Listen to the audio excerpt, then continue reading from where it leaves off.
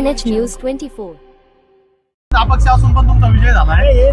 बाकीचे वेगळी परिस्थिती पाहता तुमचा विजय हा निश्चित मानला जात होता पहिल्यापासून आणि या पद्धतीने तुमची तयारी पण चालू होती. सोबत आहे ना आम्ही जनताच्या सोबत आहे आणि कामं चालूच राहते आमच्या जनता सोबत आणि जनता बी आमच्या सोबत आहे.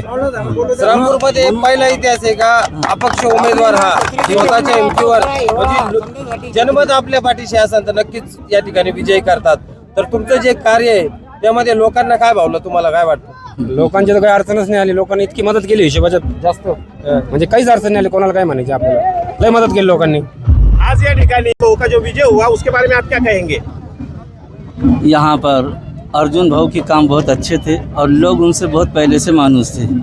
उनकी एक रास्ता जो लोगों के दिलों के अंदर अच्छी मोहब्बत थी और उसके मोहब्बत का ये पता चला कि सब लोगों ने उनको अपना लीडर माना और सब उनके साथ में रहे और दिलो जान से नौजवानों ने बच्चों ने माँ बहनों ने सब ने दिल खोल कर खुशी का इजहार भी किया और अपने मतदान से उनको आगे बढ़ाया. और मैं इस बात की उम्मीद करता हूँ कि अर्जुन साहब अपने मोहल्ले शहर और बल्कि अपने भारत देश के लिए बहुत से अच्छे कामों अंजाम देंगे और हम इस बात की उम्मीद रखते हैं और इसी पर मैं अपनी आज जनतेने जो विश्वास मान्य पैलवान अर्जुन भाऊ दाभाडे यांच्यावर दाखवला व भरघोस मताने असं विजयी त्यांना केलंय तर जनताचा विश्वास हा आमचा पैलवान कधी तोडणार नाही. मी प्रभू श्रीरामचरणी ग्रावी देतो व तसंच भागातल्या विकासांचं जे खंडीकरण झालेलं होतं आतापर्यंत जे भागातले विकास राहिलेले होते त्या विकासांकडे पहिले तर आम्ही मार्गदर्शन त्यांचं करणार आहे व त्या गोरगरीब जनता व सर्व सामान्य जनतेतून आम्ही आज लढलो व त्यांनी आम्हाला विजय केलं. त्यांचाच आज खरा सत्याचा विजय झाला. आज मी हे सांगू इच्छितो व असं सदैव प्रेम जनतेने आमच्या पैलवानांमागे राहून द्यावा व असं सदैव आम्ही काम करत राहणार आहे ही मी ग्वाही देतो.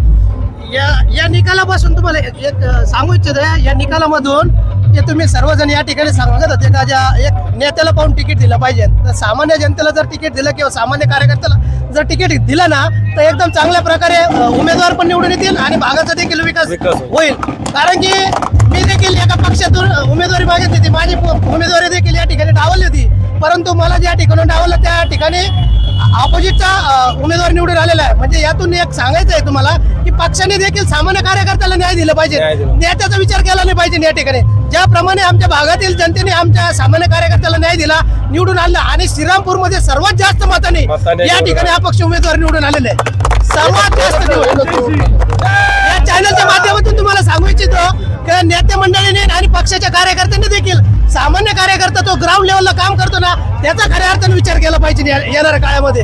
ही तुमच्या माध्यमातून मी सर्वांना विनंती करत आहे आणि हा विजय आहे सामान्य जनतेचा आहे, तो आमचा आहे, सर्व आमच्या भागातील गोरगरीब जनतेचा आहे. नक्कीच आम्ही भागाच्या प्रभागासाठी विकासाचे कामं करू आणि शांत आणि सामाजिक समतोलता या ठिकाणी राखून ठेवू ही सर्वांना तुम्हाला या निवडणुकीच्या माध्यमातून ग्वाही देतो. थांबतो. जय हिंद, जय भारत, जय शिवराय, जय भीम.